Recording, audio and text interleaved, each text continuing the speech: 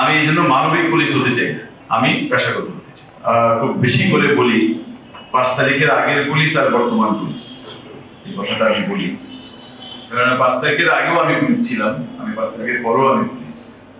তো 5 তারিখের পুলিশিংটা আসলে আমরা করিনি। মানে আপনি বলতে পারেন আপনাকে দায়ের আছেন কিনা, কিছুটা দায়ের আছে। কেননা আমরা সত্যিকার অর্থে ওই সময় যে পুলিশিং দেখেছি, এটা পুলিশিং ছিল।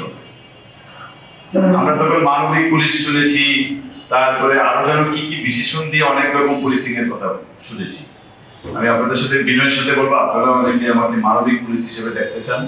আমি মানবিক হলে আমাকে কম্বল বিতরণ করতে হবে, মসজিদে যাই ওয়াজ করতে হবে, তারপরে ওই যে কি বলে বাচ্চাদের স্কুলে যাই চকলেট দিতে হবে, তাহলে আমি মানবিক পুলিশ এই তকমাটা পেতে পারি। কিন্তু আমি এই কাজটা করবো না। আমাকে দেখবে না রাতের অন্ধকারে ওই যে মিডিয়ার আপনাদের সাথে নিয়ে ওই শীতার্থ মানুষের গায়ে কম্বল ঝুলিয়ে দিই।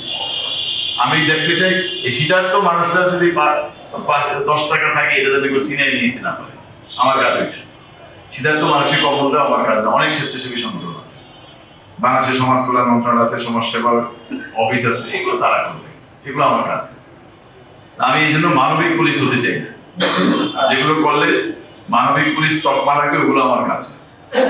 আমি এটা দেখতে চাই যে আপনারা নিরাপদে আপনার বাচ্চাটা স্কুলে যেতে পারতেছে কিনা, আপনি আপনার অফিসে যে নিরাপদে ঘরে ফিরতে পারতেছে কিনা, রাত্রে আপনার ঘরে আপনি দরজা বন্ধ করে ঘুমাবেন, এটা আমার পরামর্শ। দরজা বন্ধ করে হলেও আপনি ঠিক মতো ঘুমাতে পারছেন।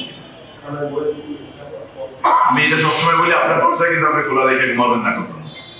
আপনার দরজা আপনি বন্ধ করে, এটা আপনার সিকিউরিটি একটা অংশ। দরজা বন্ধ করে আপনি আপনার সম্পদ, আপনার যান মাল এগুলো নিয়ে আপনি ঘরে নিরাপদে ঘুমাতে পারছেন, এটা আমার দেখার কাজ। আমি এটা পর্যন্ত দেখতেছি। আমি যদি কম্বল দিতে হয় চুপে যাবে, তার বাইরে দিনে একটা অতিরিক্ত থাকে দিয়ে আসতে পারি, কিন্তু আমি প্রকাশ্যে মিডিয়া করে দিতে চাই। আমি এই মানবিক হতে চাই না, আমি পেশাগত